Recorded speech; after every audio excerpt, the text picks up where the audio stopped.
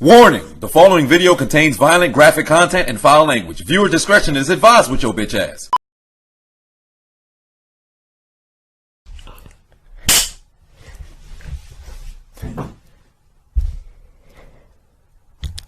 Moist.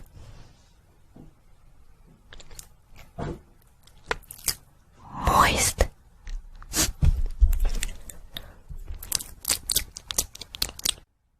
Moist.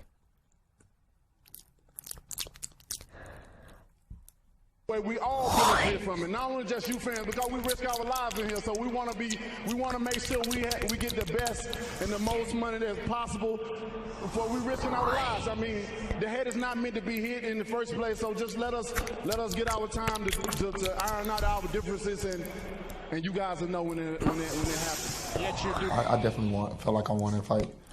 I pulled out way more rounds than he did. But like I said, it'll be a rematch, and I promise you. Like, I'm going to train harder. I'm going to try to train different. I did a great job in training camp. I can't take nothing away from what me and Derek and everybody else game plan. It was amazing, you know what I'm saying? And I'm hard on myself right now, but, you know, it is what it is, bro. Stay up, man. Fuck that. I ain't no loser, you know what I mean? I don't even play video games because I don't like losing. So. Straight up. Most definitely, you know. Moist. But you know what the saying is, Jim? Good thing come to those who wait. I'm A-side. Like I said, Terry Crocker got to come across the street.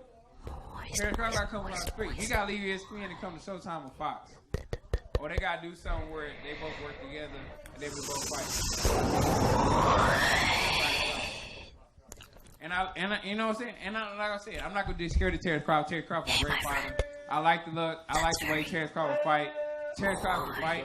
I respect him a lot. But like I said, he's on the wrong side of the street.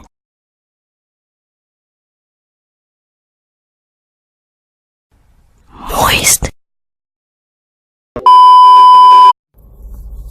What up, everybody in the YTBC? Big shout out to the UGC and hashtag come back to boxing. Do me a favor. When you have a chance, please go to the description box of this video. I put the links to all my brothers in both those communities there. Please give them a listen. And if you feel compelled to do so, please subscribe. Now, I got to give a big shout out to my brother Black Horseman Promotions, aka UGC Boxing Channel. He actually inspired this video, or actually he inspired this series that I'm doing now. It's not just this video, this is going to be a series. I don't think it's going to be a series that has a whole lot of videos, but there's definitely going to be at least like 3 or 4 of these. Black Horseman Promotions has said this phrase a bunch of times, and every time he says it, I feel that it's even more true than it was the last time. And that is, this is the Moistest Era. And the way that I interpret that phrase is, these guys, they just don't have the foundation and fortitude that previous eras had. And there's a lot of different reasons as to why that is. But there are multiple aspects to this being the Moistest Era. Topic of this particular Moistest Era video is training camps. Now, even today I saw something about this.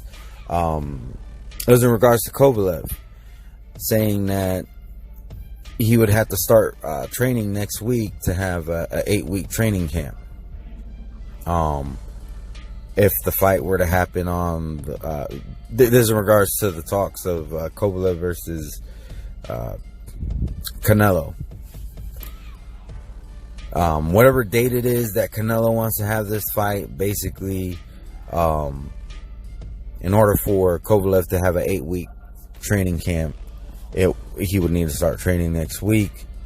And I mean, I could definitely understand the concern, you know, such a quick turnaround. However, if the fight is that soon, I don't think Kovalev should need that much of a training camp, really. Don't get me wrong, he needs to have a training camp. But I think he could cut that training camp down by about 3 weeks. Why does he need an 8-week training camp? Well, I mean, it is Canelo Alvarez, so he probably will need a little bit more of a training camp. But in a lot of cases, he should be able to have another fight and not train for 8 weeks. Don't believe me? Look at previous eras. After all, this is the Moistest Era video. This is the first one.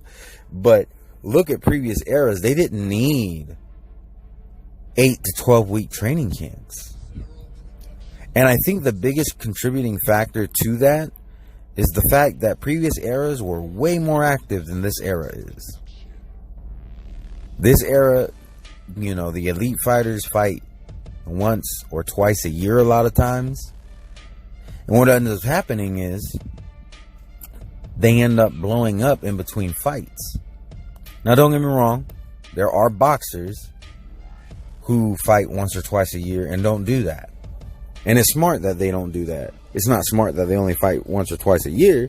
But if you're going to do that, it's still smart to keep in fighting shape. Terrence Crawford is a good example. Floyd Mayweather was a good example. Lomachenko, he's a good example, even though he's a little bit more active than other fighters when he's not injured. When he's injured, and I mean, I get that. If there's an injury, I don't expect you to fight, 4 or 5 times in a year if you end up having an injury. If you have an injury, you got to take 6 months off. It is what it is. But a lot of times that's not the case. A lot of times these guys just make a shit ton of money in one fight, and they're like, I'm good for the year. Some of them say they're good for 2 years.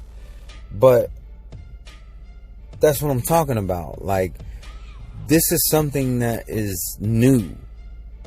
This is not the way that boxing has been run in previous eras. And I think it's really causing this era to suffer, which is why it is the Moistest Era. If you're fighting more often throughout the year, that means you have to stay more disciplined and stay in fighting shape. If you're doing that, you don't need an 8-week training camp because you're not trying to lose weight and train for the fight at the same time.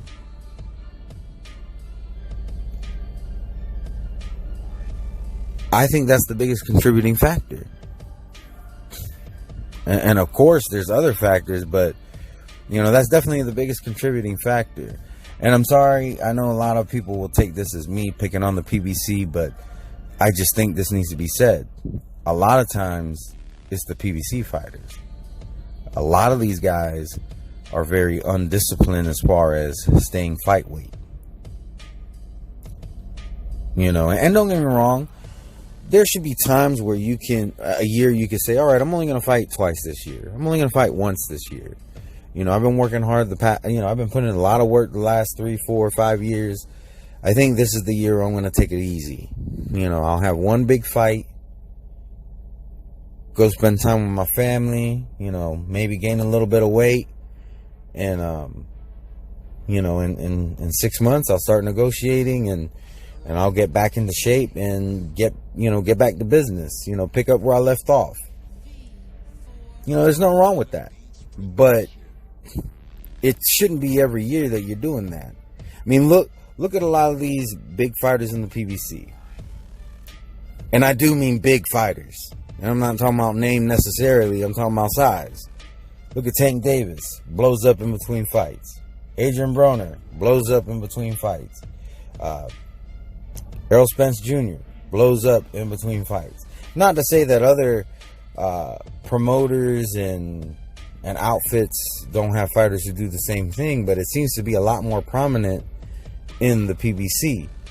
And ironically, the one guy who doesn't need to do this, stays in fight shape, stays at a good fight weight, is Deontay Wilder.